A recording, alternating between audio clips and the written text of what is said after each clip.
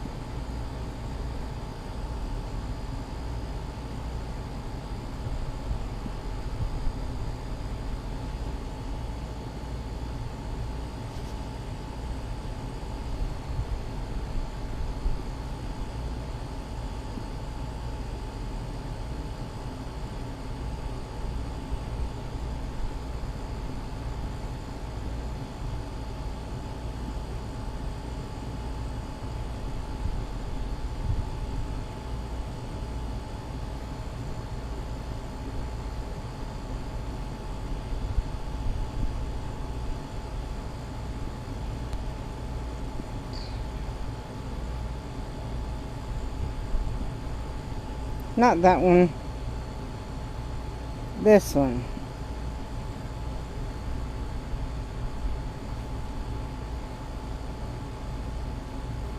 Okay, sent. We have now sent the invite to or posted everywhere. Send an invite or things like that. So now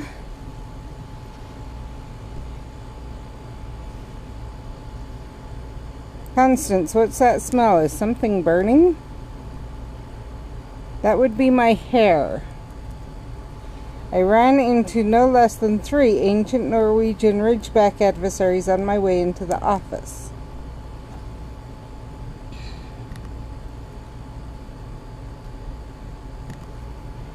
Another adversary surge. It feels like we just quelled the last one. We literally did. That's because we did. It was only a few days ago that we were fighting a horde of feared witches and wizards. I hope the Unforgivable aren't planning on making this onslaught the new norm.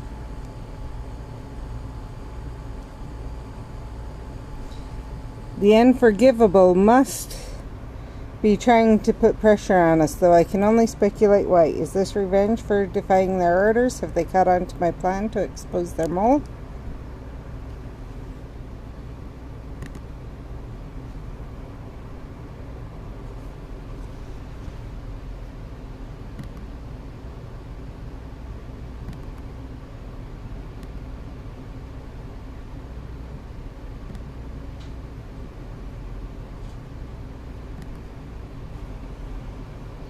Okay, so we have adversaries again. Now we've read that. Let's go see. Of course, edible dark marks. Do we ever not have those? Baby Norwegian Ridgeback foundable fragments. That's the new one. Hagrid's Hut from Forest Chambers.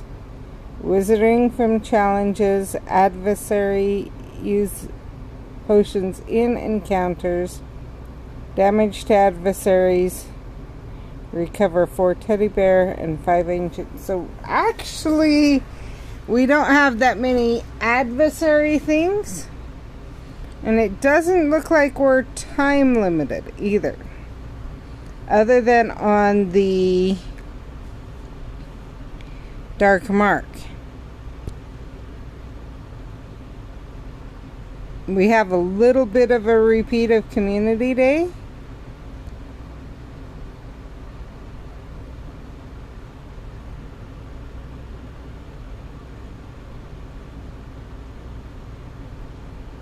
But it is possible we will get done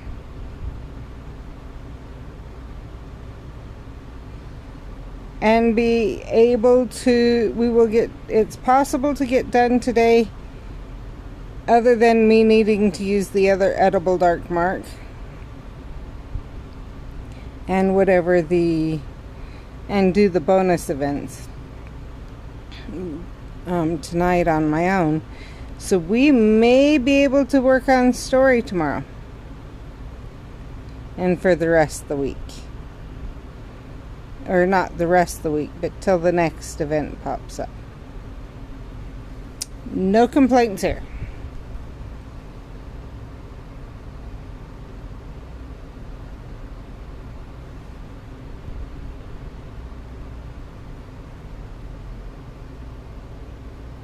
And I know there's some other people that would have no complaints either. Such as Orca Jade.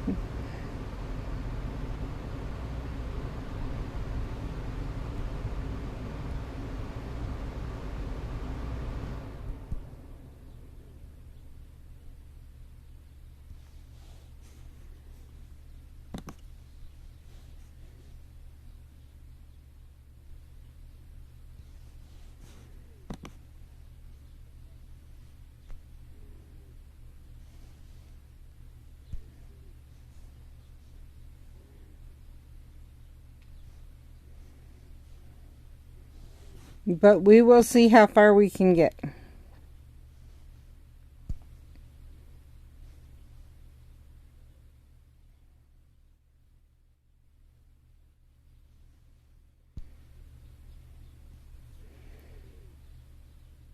Personally, I think the Sphinx should be... I think it's overpowered.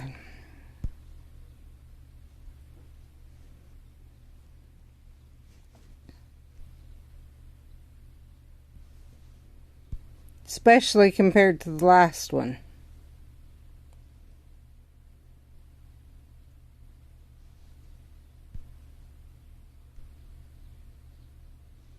Of course, if I can get away with it, I only ever use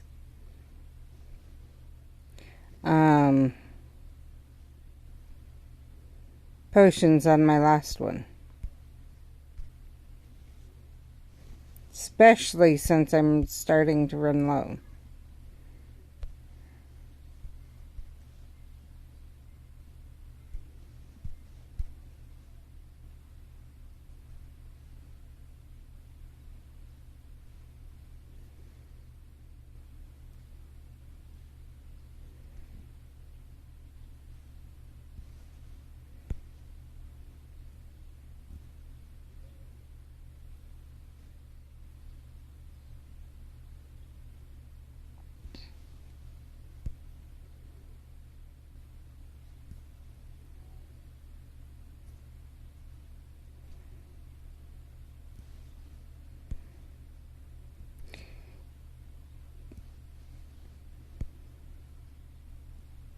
I'm wondering if, because I've been supporting people in streams, trying to during my stream, but I wonder if those views are counting. I'm hoping, but yeah.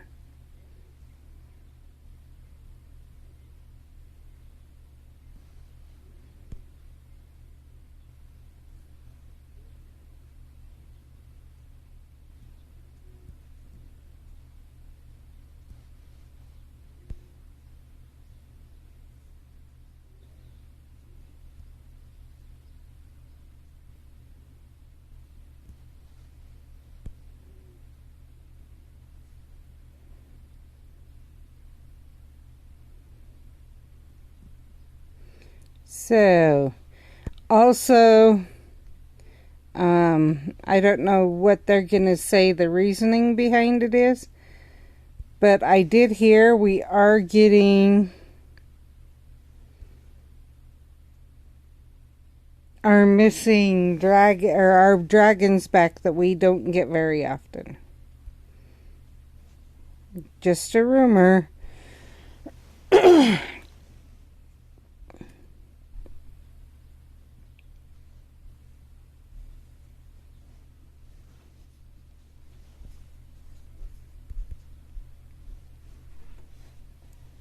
think I need this, so I'm going to go after it.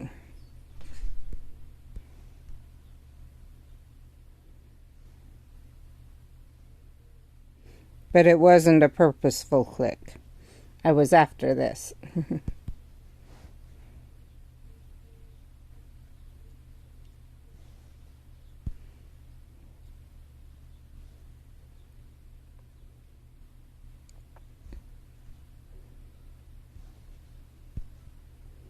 See, this uses 3.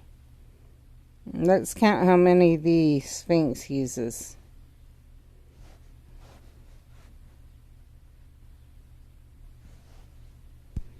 Oh, it's going to use 4.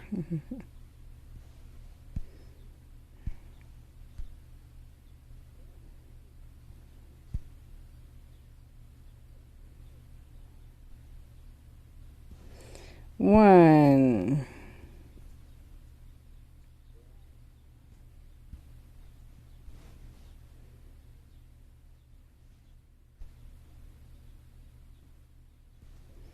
2.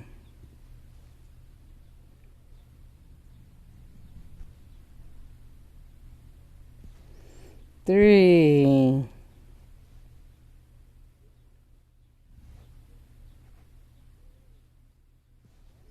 4.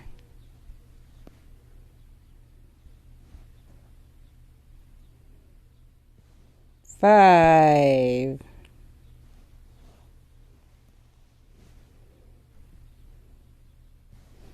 6.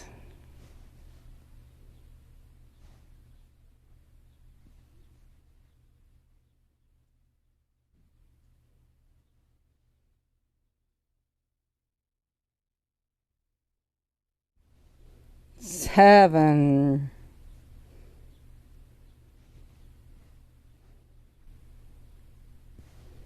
8. And I think that's where it should stop, Max, personally, on this one. 9.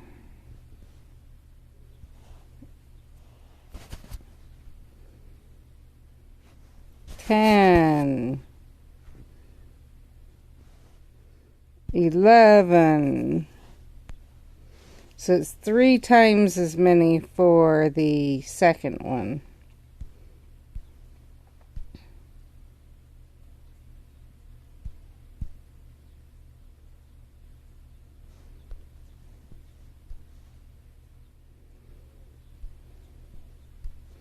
And without even the strongest potion, let's see how many. 1.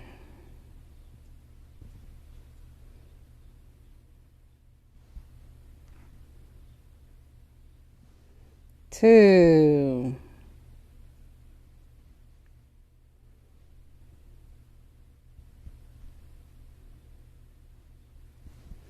3.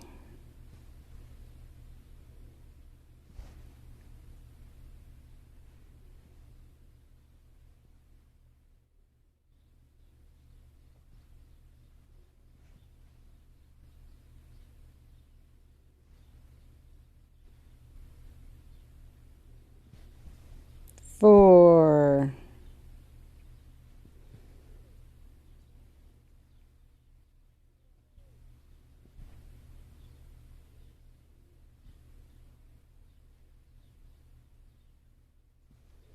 5.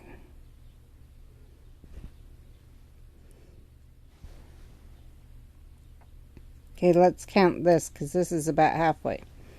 1.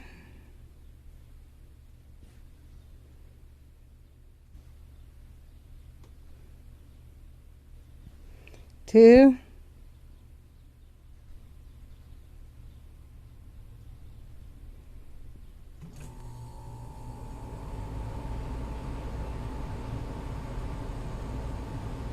3.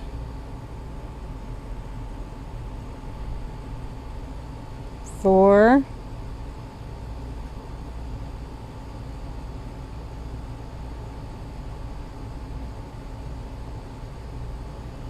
5.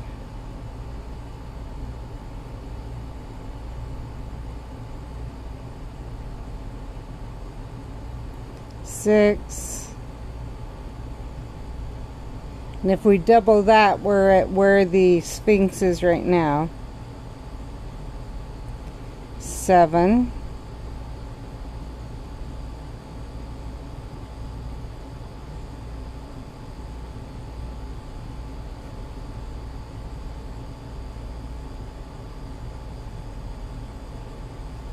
8.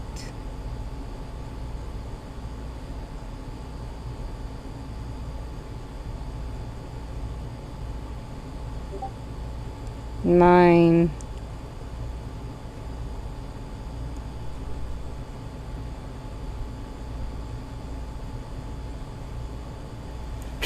10.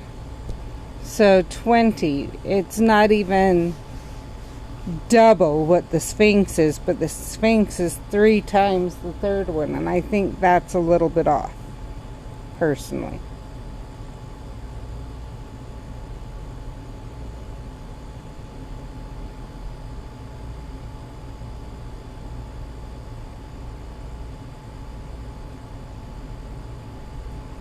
Why is it not giving me the benefit for the ancient Norwegian Ridgebacks? Is that not what I'm going after? Or what I'm getting? Maybe this... we'll see. Oh no, I'm not. I was gonna say...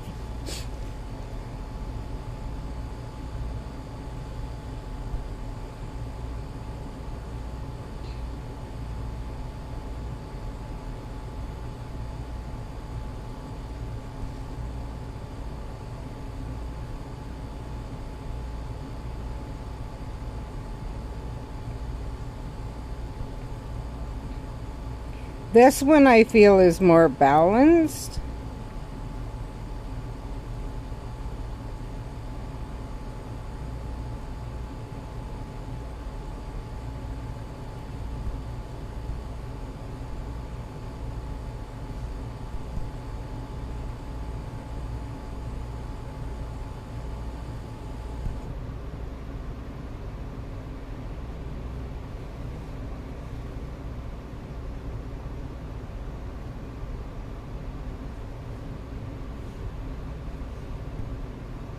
Except for the second one's so much easier.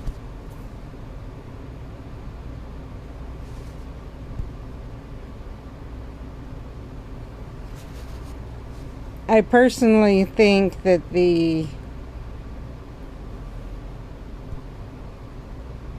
base of each should be sat where each one doubles. The first one is doubled by the second is doubled by the third. The approximate amount of hits it takes to get it.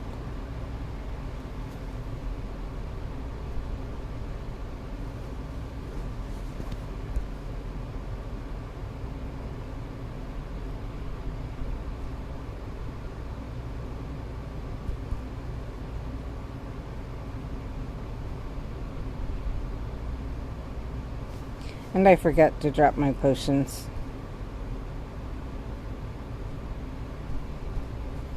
There, now I did.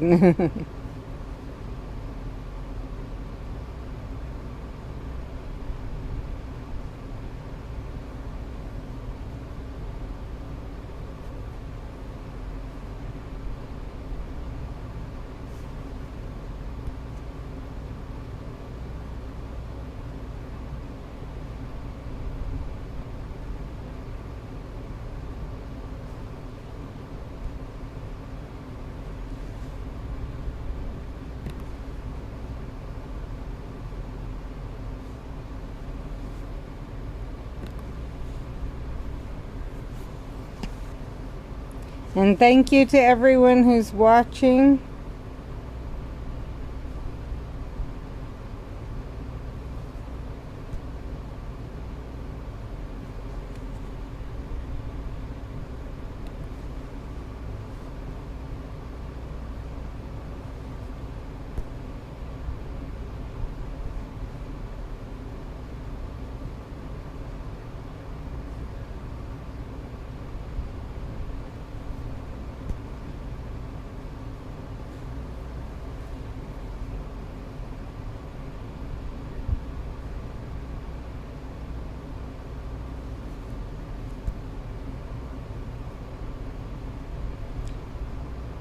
As a reminder, if you have your sound off, it will not count.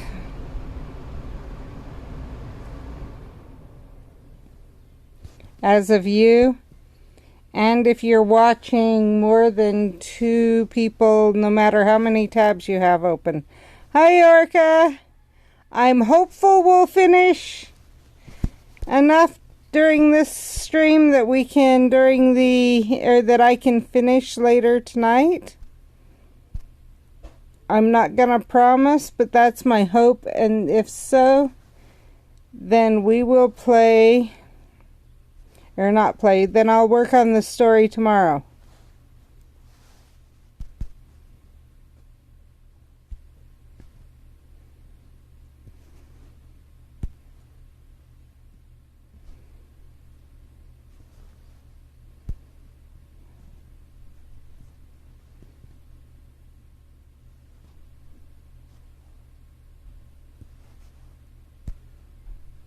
And if so, that'll give me a chance to, we'll actually be able to work on the story for a few days in a row.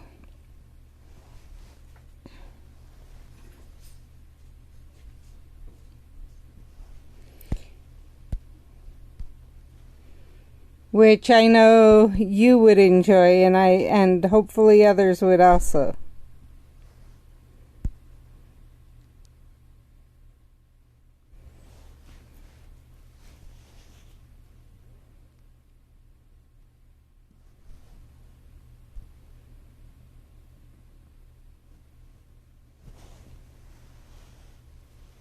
A lot of it's going to depend on basically what shows up.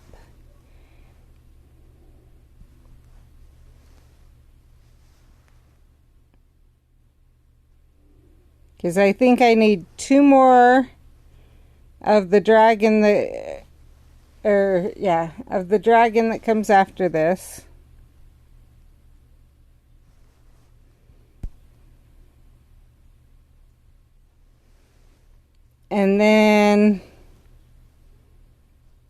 And I need some teddy bear drops, which I don't know how many of those I'm getting.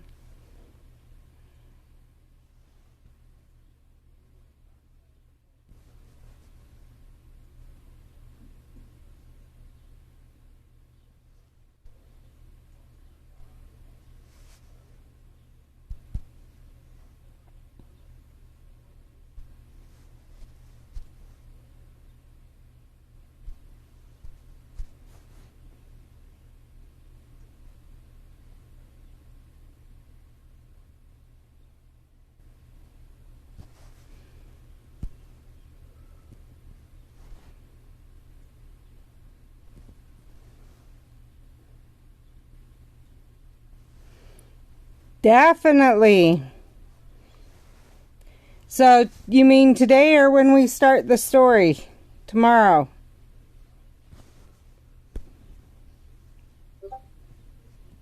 Okay, yeah, we can do a recap while I'm fighting. Not a problem. So, Amy was born with, when she was first born, her mom noticed a blanket from the other side of the room flew across and covered her. And everyone but Amy's mom thought that one of the other people in the room had covered Amy. You know, everyone thought everyone else did it.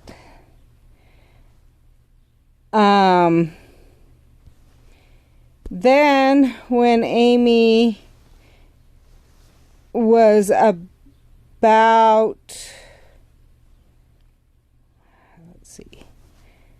5 or 6, by the time she was 5 or 6, she had gotten to the point she was joining in on all the meetings, everything else. She could apparate already by the time she was 5 to 6 years old. 5 or 6 years old. And if they tried to take something from her from the time she was little, if they tried to take something from her, it would appear back with her, or if she didn't want something, it would disappear and be found somewhere else.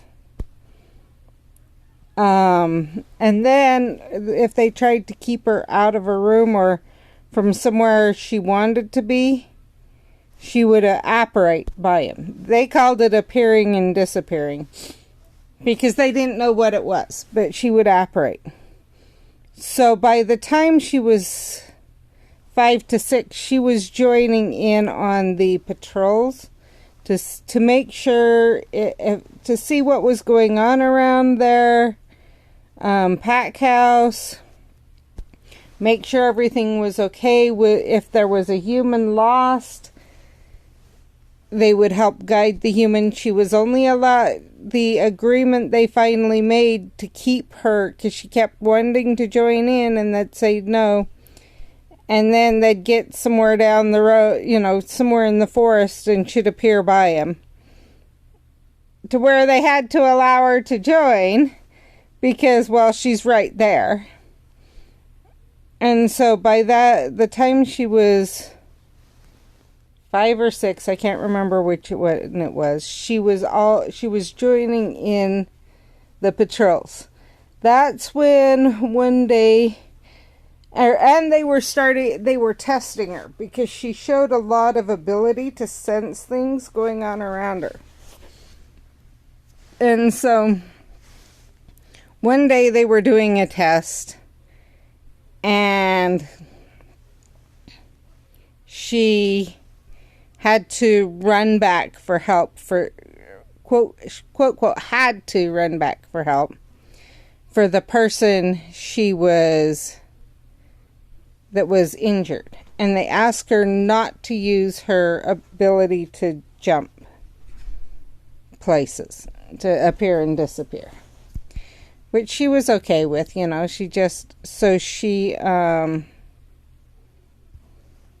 was running back, and she heard a weird sound in the ashes, but didn't think anything of it right then. Of the ashes then. Looked for parents, nothing was around, made a nest, put it up in the tree, and realized she had an even shorter shortcut through there that she hadn't noticed before. And so no one noticed she'd taken time away from getting help to take care of this bird. And she proceeded to take care of it. Which, by the way, I'm thinking, if you're okay with it, that the bird's going to be named Orca. Anyway. It just fits, if you're okay with that. But a few years later, when she was 8, yes, really, when she was, I keep almost writing Orca, and after a little bit, as I was trying to think about it, as I was trying to think about it, I keep almost writing Orca. And so I wanted to make sure with you before I did, but yes. So I'll go in and change that today, probably before we stream next time. So then when she was about 8, a human girl was lost in the forest.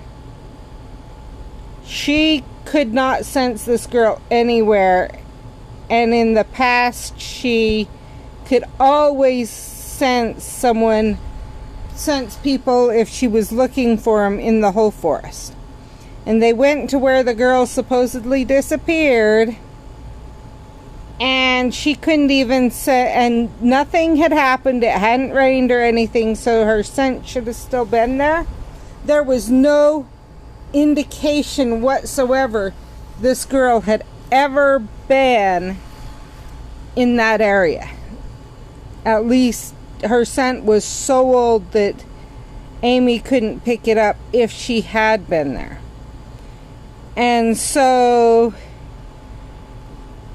for a couple days they kept holding out hope that something would happen and the girl would be found, as they also searched. But Amy, after that first night, she searched at night with her family. It was the first time she went out at night, but they figured she had the skill. If anyone could find this girl, it was going to be her. After the first night, she knew that she wasn't going to be able to find the girl. They were going to have to move because the humans were going to search the whole forest in and out, looking for any hint they could find of this girl anywhere. And the girl wasn't in the forest, so they weren't going to find her in the forest. So unless the police got a hint in between, they would be searching the whole forest. So the pack was going to have to move. So Amy got home. She'd been up basically already 24 hours by this point, and she started packing everything. She got her room completely packed up when her mom came and checked on her and asked what she was doing, and she explained the concern. She explained to her mom what she was doing and why, and said, "We're going to have to move." And her mom realized that she wasn't trying to overstep her dad, who was the alpha. She wasn't trying to do that, but she knew there was issues. And so she was trying to give them the best chance to get away.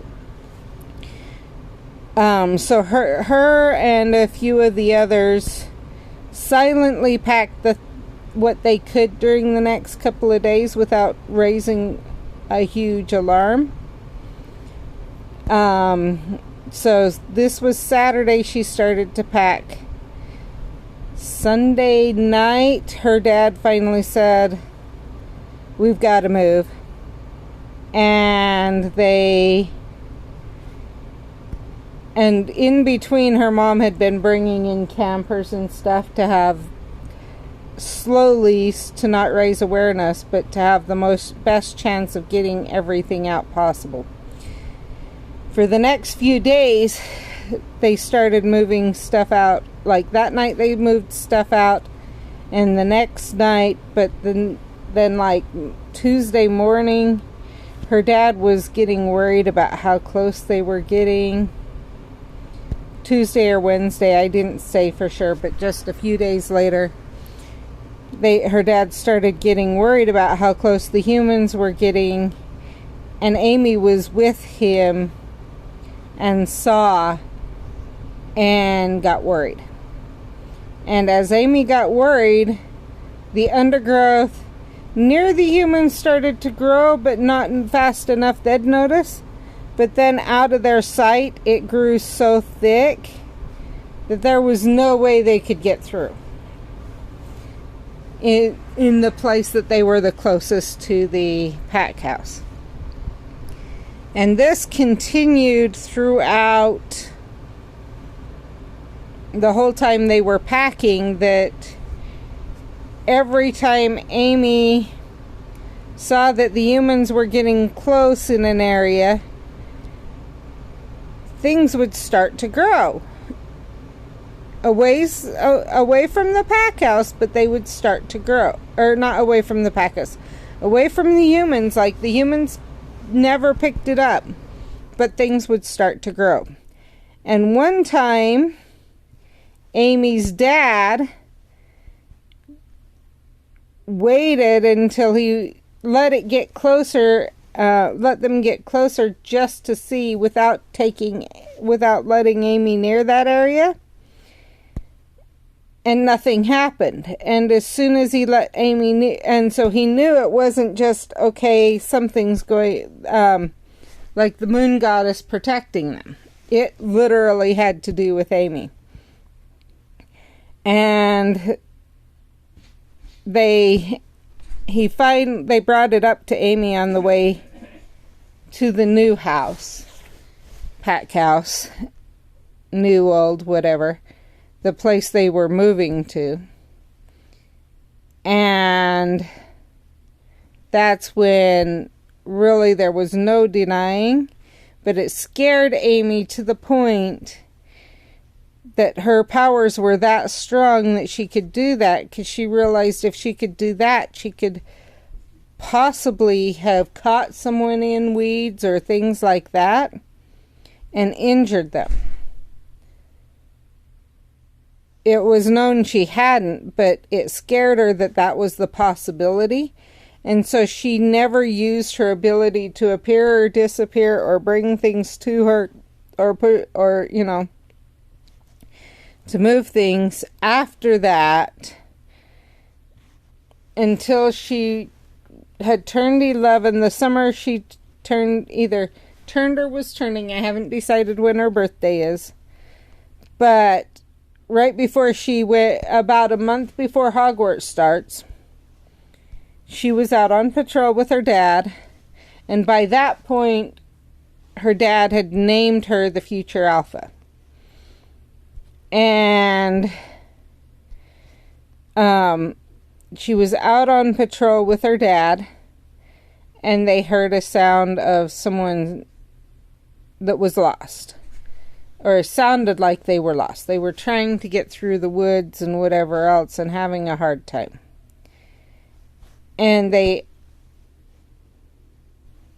got to where they could show up to this person with, could show themselves to the person without drawing awareness to the fact that they were in a weird area in the forest, you know, without it seeming that way, and it being able to actually seem like they had heard the person and just opted to help, that they were in the forest bird watching.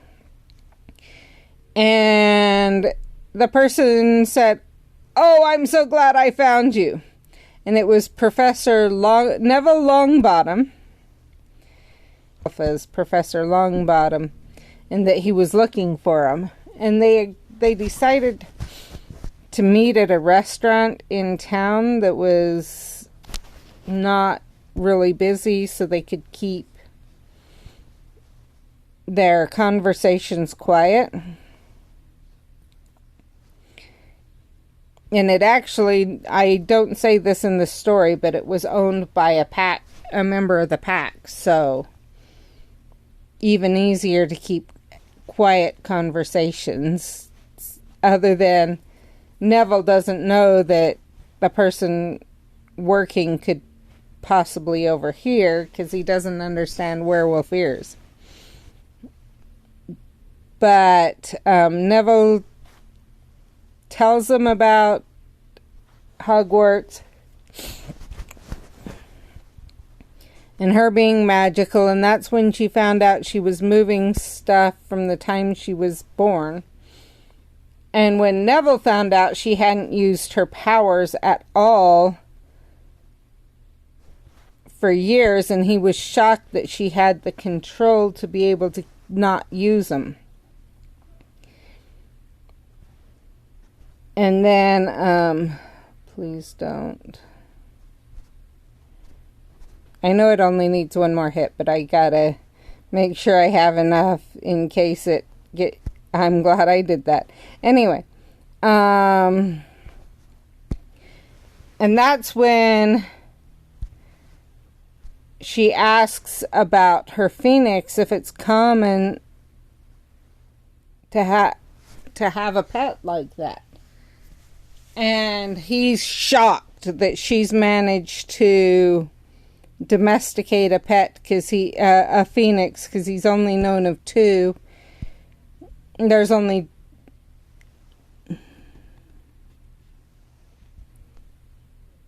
no, yeah and no. So in that case, in her case, it wasn't as significant as Ariana, and so she didn't create the issue. I mean, she used them up until she was 8, so it was like 3 years or so. She didn't use her powers, And she didn't suppress it. She didn't hide them. She just chose not to use them. And she had developed them. That's another thing. I mean, this may end up being totally but she was already 8 when it happened. So this is like 2 years later. Whereas Ariana's, and many times it was a lot longer before that was created. So basically, she just chose not to use them. She didn't hide from it. She was always trying to find an answer. But she chose not to use them. If that makes sense. Actually, I'm not. Oh, this is my third. And so I'm gonna say that also makes a huge difference. Is the others, like Ariana, was hurt too. From what I understand, a lot of them chose not to do it because something major happened and it went out of control. Like they had strong powers, but they'd never developed them. They were kept hidden. And they completely locked their powers inside. In the case of Amy, if she had needed, she never, rather than using them willy-nilly type, choose not to use them. Whenever, they were locked away through trauma. She didn't feel trauma over it. She was looking for answers to why she could do what she did. And she didn't want to use her power. She acknowledged that she had powers. She didn't want to use it until she knew how to use it correctly and what she could do. Because she didn't want to risk hurting other people. Had it come down to that, and she needed to for her own sake, for her life or things like that, she would have used it. Or to protect her pack, she would have used it. But she didn't feel using it in everyday life, just using it because she could, was appropriate. Until she understood what she could do, because she didn't want to risk using it just to have fun and hurting someone in doing so. So it was more of a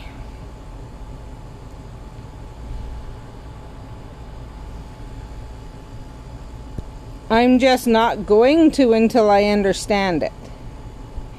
Yes, one thing about werewolves is that they mentally mature faster, and she's matured faster than the other werewolves mentally too, and proven that she has the skills to be the next alpha. And that's one thing that we're going to see throughout the book is Amy doesn't act like a child, a 11-year-old, or she may make some choices like that, but many times she's more mature than a human child would be.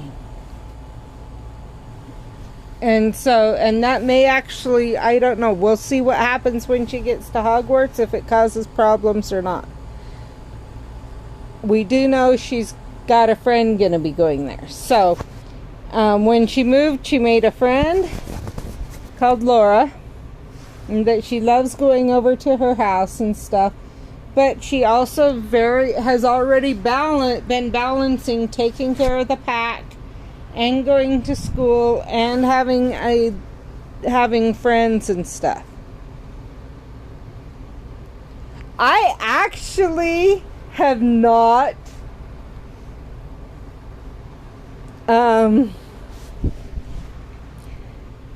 given a description of Amy, and that's kind of right now up in the air. I don't know. She's there, yeah. So her phoenix looks a lot like all phoenixes, like fox, and yeah. So with Amy, it could one thing a lot of times when I'm reading a story, I usually start to envision what they look like. And it's whatever fits me. And a lot of times, I'll be honest, a lot of the descriptions I ignore. And so honestly,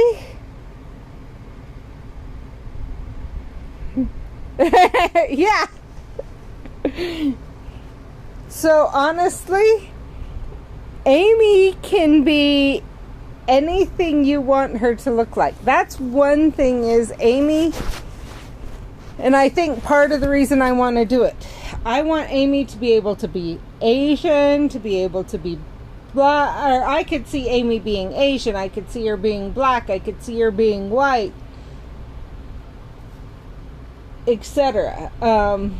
Because, and that may sound bad,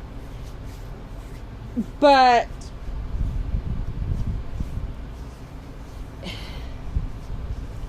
I don't believe her looks are, I can't say for sure, it may change later as we write the story, but right now I don't believe Amy's looks. I do see her being pretty. For whatever she is, she's pretty. She is a very pretty girl. Oh, and she's a werewolf. So she's running all the time. She's in shape. Obviously, at 5 years old, she was helping patrol the forest. She always had an adult with her, but she wasn't being carried. She was walking a big forest, walking and running at 5 years old. At 5 years old, from one side of the forest to at least the middle, if not the other side. By the time she was 8, she could cover the whole forest by her, just through running in a night. A huge forest. This is big enough to hide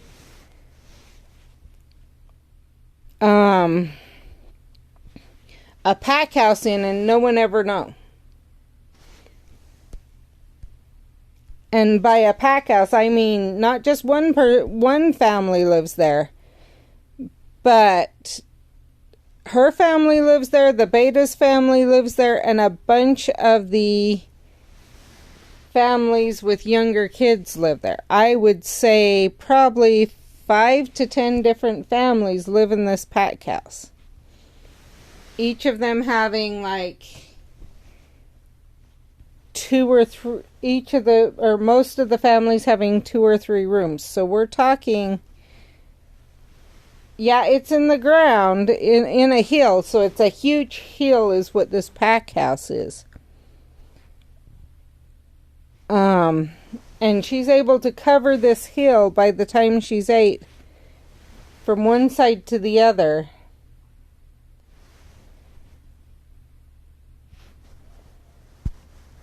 And not be, and yet humans aren't stumbling upon the pack house either. They know the hill's there, they know the forest there, they don't know in the hill is a pack house. I see them having some processed food and sweets. maybe not, or a lot of homemade stuff. I will definitely a lot of homemade stuff. But they do have access to sugar and stuff. So they have sweets. They just don't have sugar. Or I mean, they just don't have, they, you know, they go to the soup, they go shopping. Like I talked about, the restaurant that they go to is owned by the pack. They own auto repair shops in the town. They own an auto repair shop in the town. Amy's dad is seen by the world as a CEO of a huge business. So they have money. And the pack some of the pack works in they have masons, they have seamstresses, they have basically people in the pack work in almost every trade there is, if not every trade out there. So her dad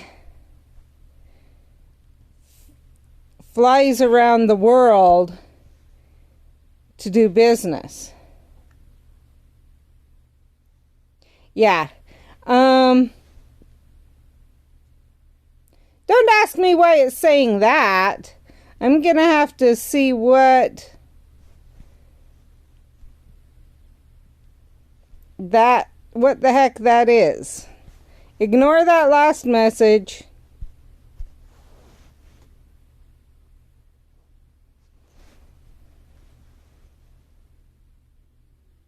I'm wondering if Steven or someone jumped on my account for a little while and didn't realize it. Anyway.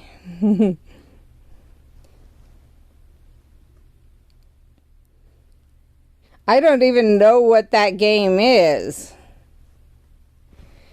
Anyway, back to what I was saying. So, near the edge of the forest, they do have a...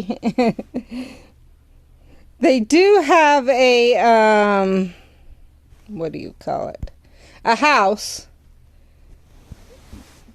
near the edge of the forest, too, that they use to interact with humans.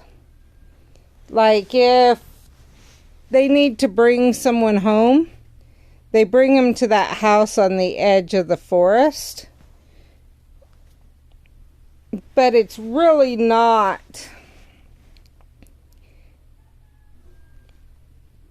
They all use that house as their house. So the world thinks of like they're one family, and they know that they have all these houses on the edge of forests and stuff throughout Britain, and they own all this land. And so they think, oh, that's just where they're staying at the time, or that's and they'll, you know, that they know they might switch between houses or things like that. And so they don't think anything of the fact that a few people use this house. They think they're all just one family. Which kind of in a way they are, but it's the pack rather than. And so there's that.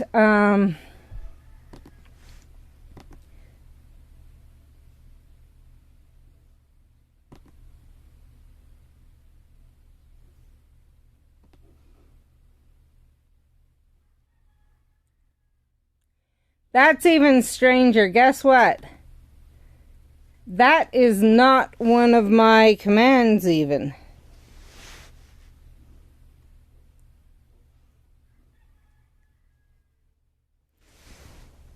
I figured that would help. And I do a lot of explaining of some of the choices they've made and stuff.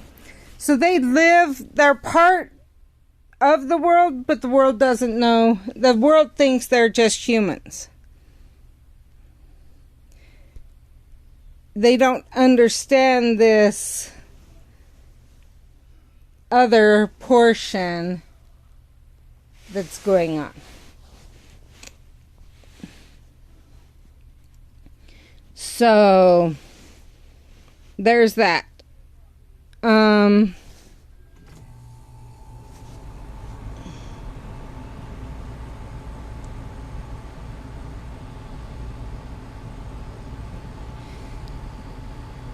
This other portion of the world and the pack house and that they're werewolves.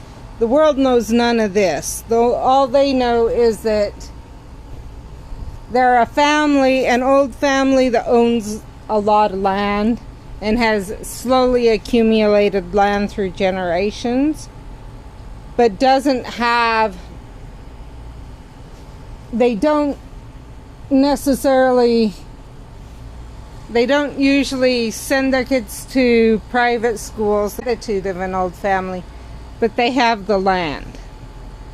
And most of their land is forests and houses in forests. And that's all the world knows really about them. So they have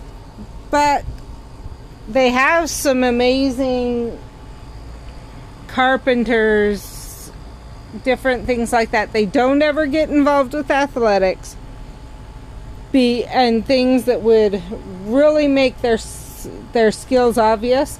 Obviously, laying bricks, things like that, rock work, etc., uses a lot of physical, but they can kind of hide it while they're doing that. It's the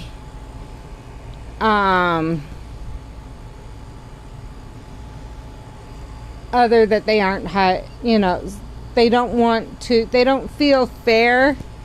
They don't feel it's fair to play against other people who don't have their other special abilities that come from being a werewolf. They just don't feel it's fair, so they aren't going to do it. But during every full moon, they're out and about searching for other werewolves, but they may go out acting like they're a human until they're in a forest or things like that. Just wherever they are, they will look for any werewolves around them, rogue werewolves, which is what they call the ones not in packs. They'll look for rogue werewolves and try and protect humans from them. And if they can, get those rogue werewolves into a pack, unless the werewolf has been kicked out because they're a criminal, because they've stolen more than once, like a chronic thief, things that would get you thrown in jail if you're a human will get you kicked out of the pack. Or a lot of the more major things. There's some more minor things that won't, but a lot of the major things that if you did it as a human will get you kicked out of the pack.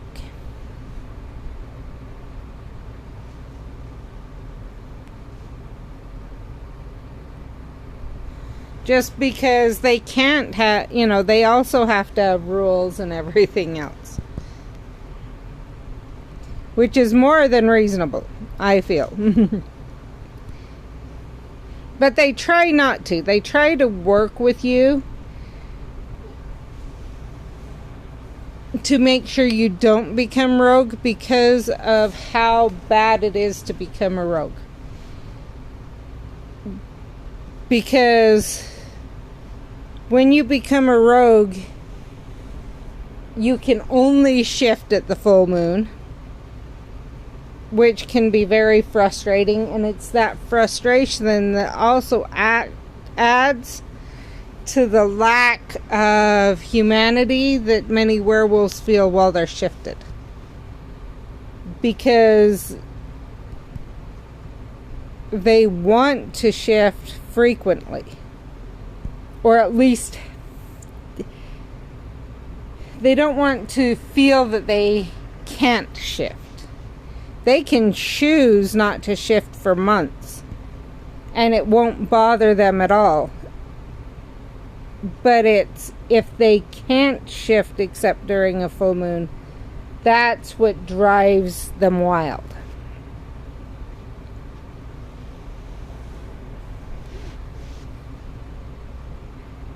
And so, obviously, the pack and everyone in the pack doesn't want someone to have to go through this. In fact, sometimes they will, as a punishment, they will say you can't shift for a certain amount of time, or you aren't allowed to shift, and then the only way you are allowed to shift is to go talk to the alpha and get permission. And the alpha judges based on your attitude, one, if you've learned your lesson, but also, if necessary, he'll let you shift with him around for a short while, and then you'll have to shift back and not be able to shift until you've learned your lesson. So they have a lot of so a lot of this is already kind of written in other stories, and it's just compiling it, but they do have a lot of other things before you get kicked out, at least in this pack. In some packs, the alpha doesn't like you, you're made a rogue. Things like that. But in this pack, they work very hard to be accepting of everyone. But they also have a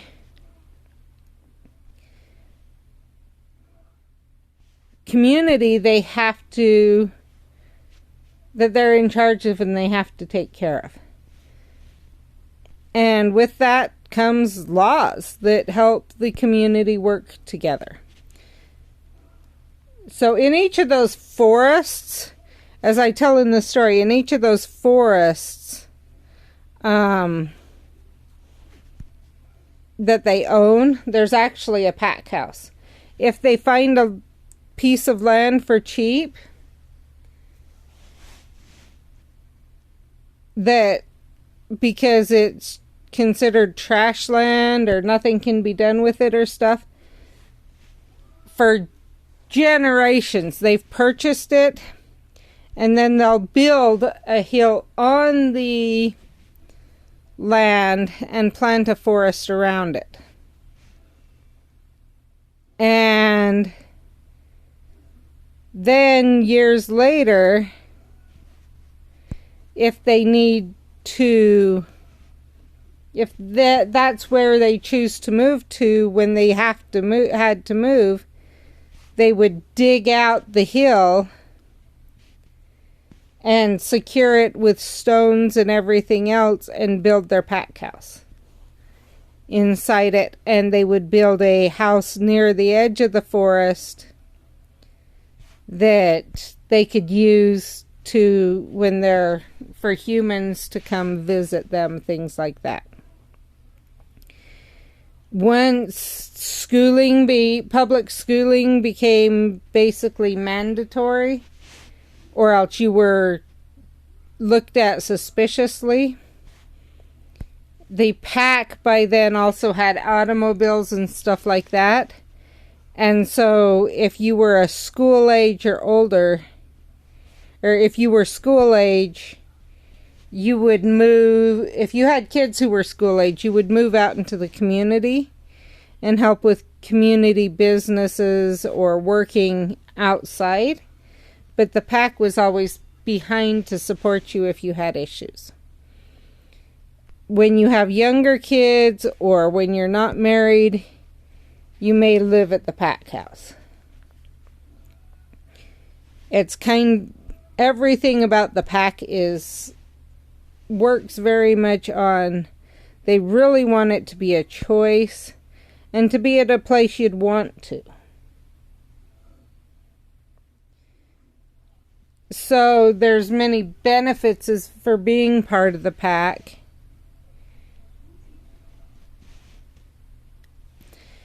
But they also,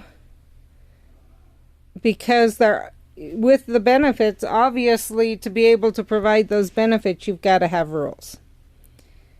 And so that's where a lot of these rules come from, is generations of protecting the pack is where rules have been developed.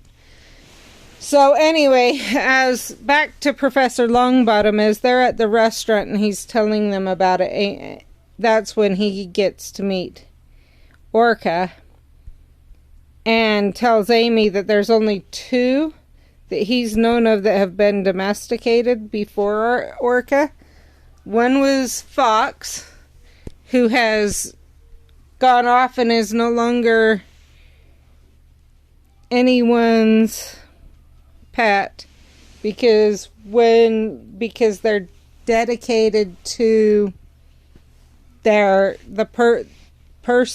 owner. The pet phoenixes are dedicated to their owner, and if their owner dies, they will go off on their own again. So Orca, that's when he meets Orca. And then there's also a New Zealand Quidditch team. He only tells her sports team, but Quidditch team that has a phoenix. And he tells her those are the only ones he's known of.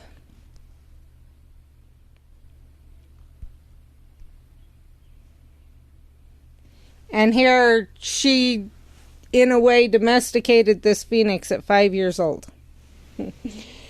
And she says, she does ask him, is there a way to find out what gender Orca is?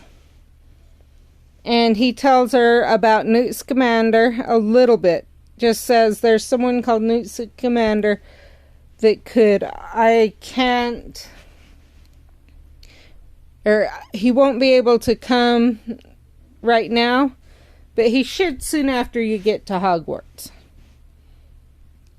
And that's when he tells her phoenixes are not an approved pet, but that's because no one ever thought to add phoenixes to the approved list, because no child has ever domesticated a phoenix before. Yes, Newt will jump in, at least for a little bit.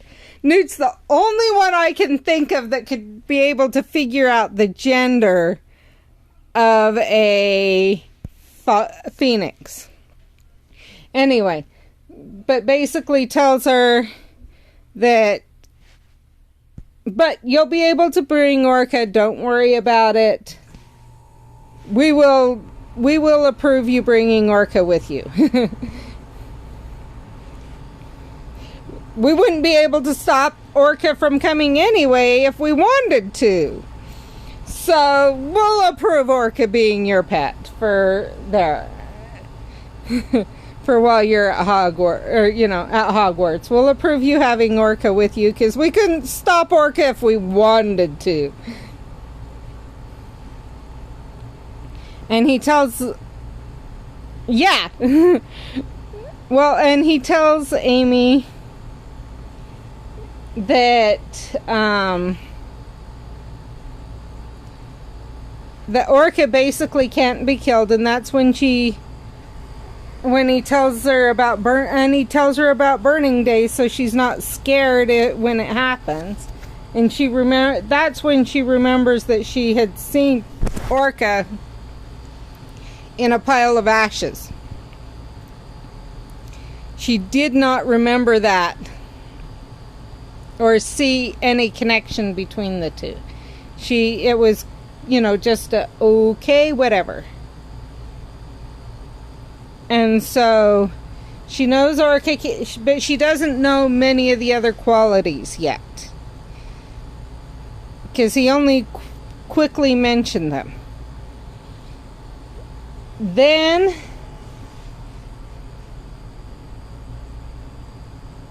And he did tell them there's a scholarship if they need it, and obviously they don't need it. And they assured him that no, as long as we can use regular money, we're fine. We don't need the scholarship. So then he takes them to Diagon Alley and to Gringotts, and they exchange for wizarding money. And they actually, what I don't say in the story, but they exchange a decent amount. Yeah, well, I have some ideas there too.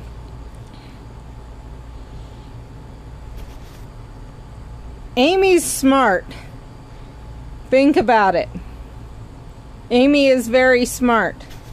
She's going to know that having a phoenix, after having heard that there's only been 2 that Professor Longbottom knows of that have been domesticated, she's not going to make it way obvious. And I will go into that in the future.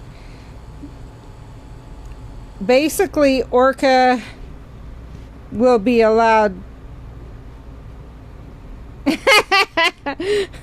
Maybe we can do that, but that's not how she's gonna hide it. Basically, Orca will ride on or sit on Amy's shoulder at times. A lot of times, Orca's not around. Like, they managed to go to Gringotts with that. Like, Orca flew off. I didn't say this, and but Orca flew off as they left the restaurant, and I may need to add that in. And so when they go to Gringotts, Amy doesn't have Orca with her. And they exchange for a lot of wizarding money, like plenty, which I'm not saying necessarily, because Amy just thinks it's normal to exchange this much money, because she's gone on as the future Alpha. She's already gone on a few trips overseas with her dad, and when they go overseas, they exchange money and a decent amount. So she doesn't think anything of them exchanging this much money. And we're kind of from Orca's view. Or, I mean, not from Orca's view, from Amy's view. So, in her mind, she doesn't realize what they've exchanged, that people in the wizarding world would see exchanging that much money as exchanging a lot of money. I mean, they're a well-to-do family in the regular world. A really well-to-do family. So, she just didn't think anything of it. And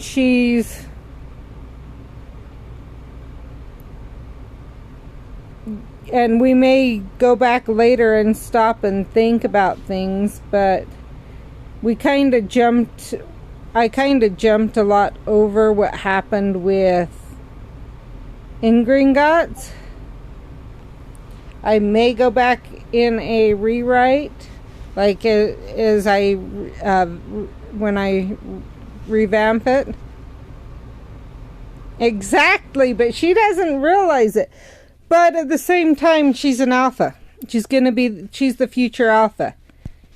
With a lot of power, money and power can come a lot of responsibility.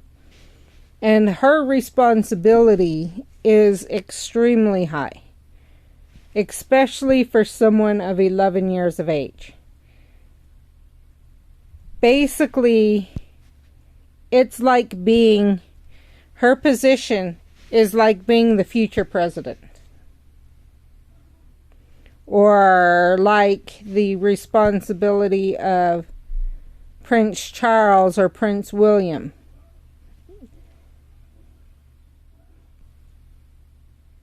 Except years before, so when they also ran the government.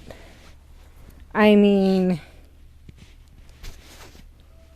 werewolves do vote, but she basically puts out their support when her father supports a candidate. Exactly. When her father supports a candidate, that's basically who the whole pack will vote for.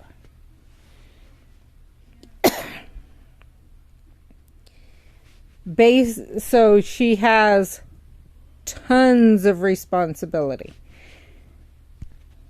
And she's already learning. And on top of that, they have all these businesses that they also run. So she's a future CEO. She's a future president, etc. She's got all of these responsibilities that she's been learning since she was a little kid, but that she's chosen to learn. And so people would look at an 11-year-old with everything she's got and be jealous.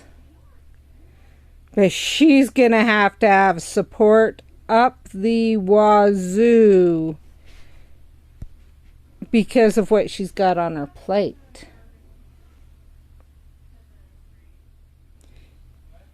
Exactly. Well, right now it's her father's world, but Amy will eventually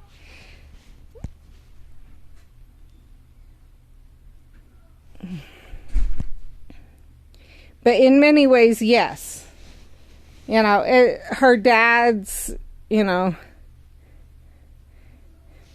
the companies they own, the et cetera, et cetera. So she's learning to delegate. She's kind of learning a lot of it all at an age when most kids are just concerned about how soon do they get out of school, or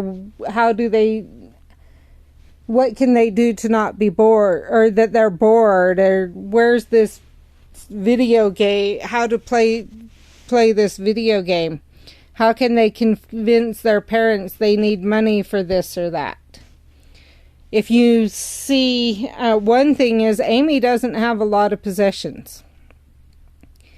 Everyone in the pack that lives in the pack house, for their family, they have to be able to fit everything in their car and their trailer. Now, they do have a kind of like a vac pack machine that works even better than a vac pack that they developed. They developed it before vac packs were developed. So they can compress their mattresses and their stuffed animals and their clothes and stuff they're rock hard. But that still means there isn't a lot of room for play, and obviously Amy's temperament has always been such that she didn't need a lot of toys anyway. And she has younger siblings. At least 2 or 3. Now, they have modified their vehicles so that even under the seats is empty, and they can put stuff under every seat and stuff. So there is a lot of room in the vehicles, and they have a few they own a camper and stuff, so there's room. So it's not like it's totally hidden. It's just, it's not like she has nothing. But she doesn't have a lot like you would think of people who have a lot of money. Yeah. Her personality, maybe think of her now as more of a teenager to a 20-year-old that has friends who are younger. So she does have a friend who's starting Hogwarts with her and a few other friends of the same age. So she knows how to pretend to be younger, and she has stuff that would allow her to pretend. But only like what you'd take to school and whatever, not what she actually has at all times in her room and stuff like that.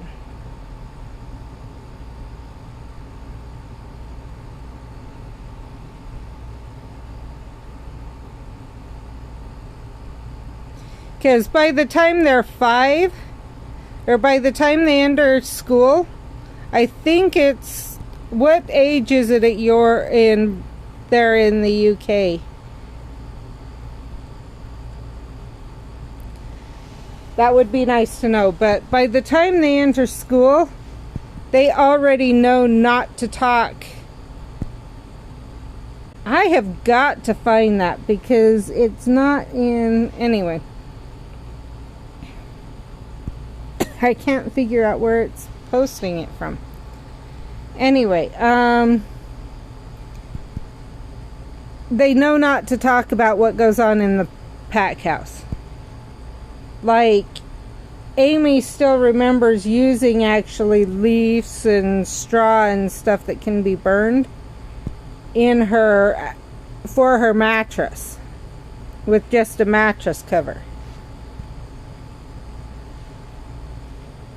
And obviously, any government would really look down on that.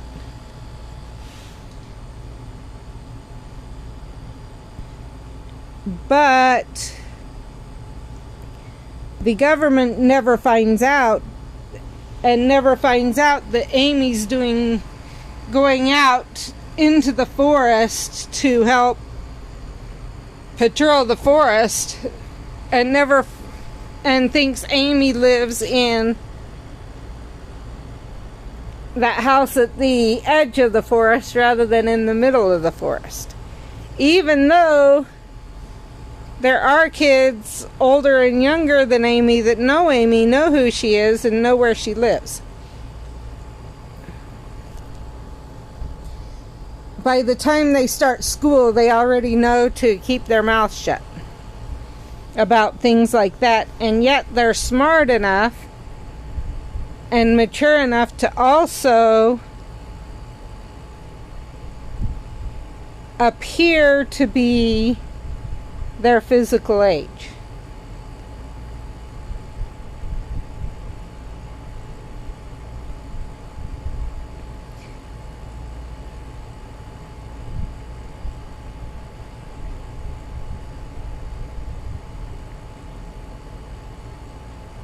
So a lot of the other kids have more toys and things.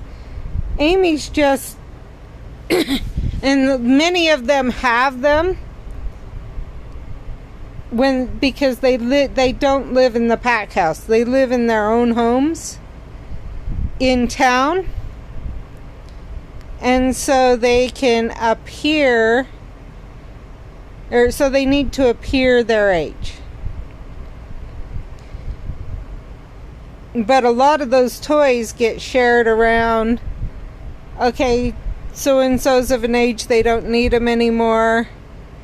We can pass them to this other family. Things like that. They are very... Okay, 5. That's what I thought was starting at 5.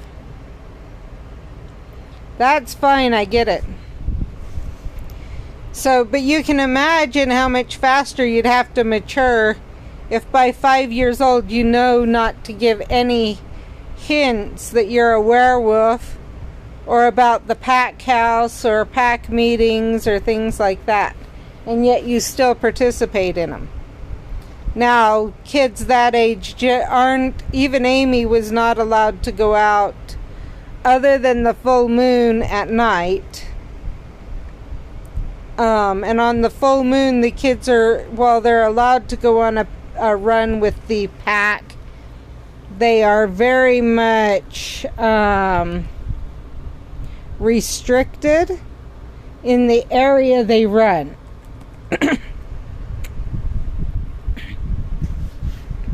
Exactly. A lot of kids can't keep secret. Generally, kids, until they've matured more, they can't keep secrets to save their life. It was the kids who had matured more, those families that lived, because in the past they would be hunted. The humans were afraid of them.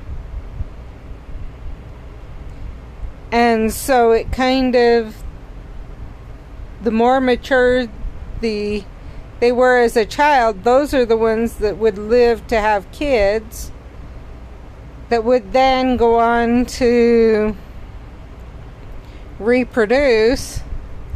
Now, they live longer, or they could live longer. In the past, they have not. It's only the longer lifespans are only starting to come about.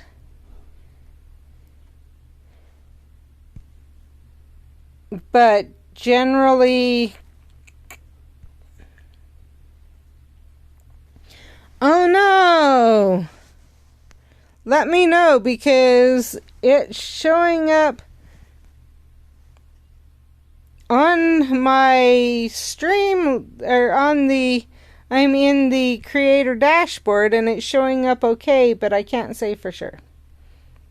They live longer if they can, they have the ability of a longer lifespan, about the same as a witch or wizard. But in general, they don't make it that long because of the world. Werewolf packs do fight between each other. And so obviously that could cause issues. Rogues will come in and attack. That can cause issues.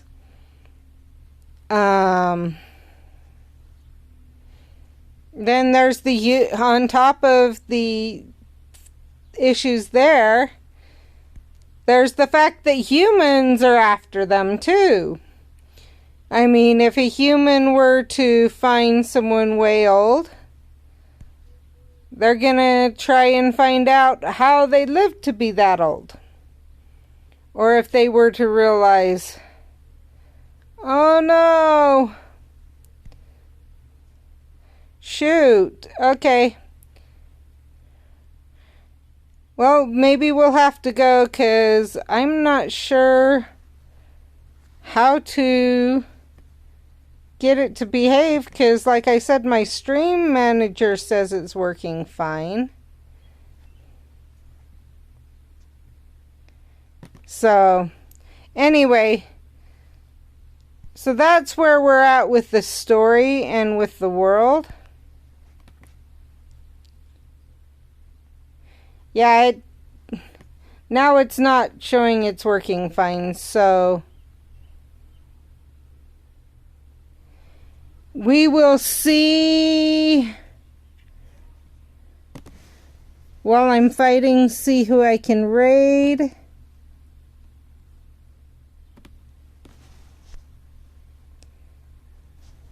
I'm just checking a couple areas.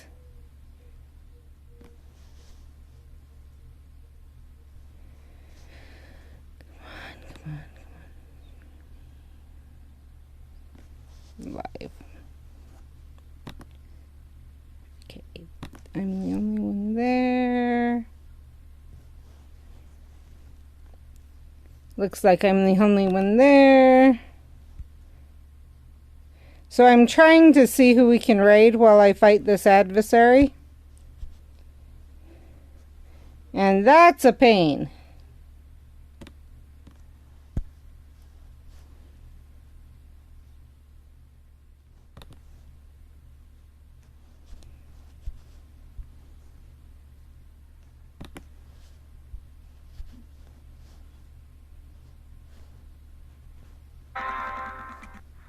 The search.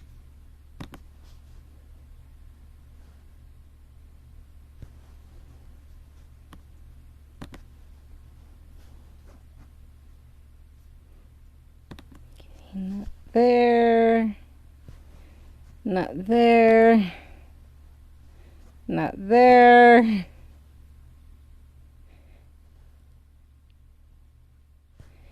We may end up with Jess or Court. I'm just checking.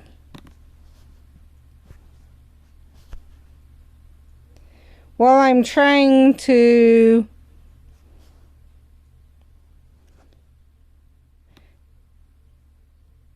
because we keep raiding Jess.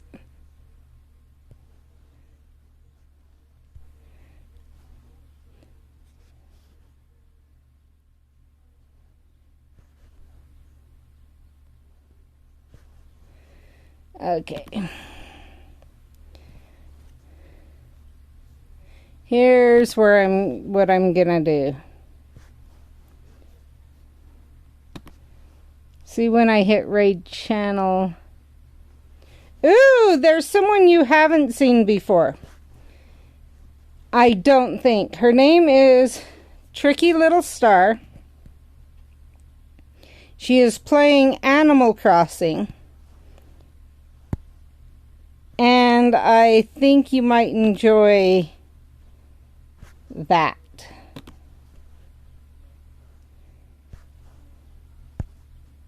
I haven't been able to raid her for quite a while, so that we'll go raid her. Talk to you later.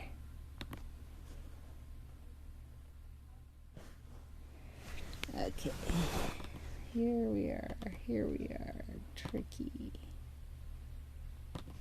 A lot of poop lately. SK Poem! Welcome in, lovely. Thank you for the raid, sweetheart. How you doing today? Can we get a shout out for SK Poem, please, my loves? Orca Jade, welcome in, love. Welcome in, lovely. How you doing today? Check out Wizards Unite. What's that? I love wizard stuff. Do you guys remember playing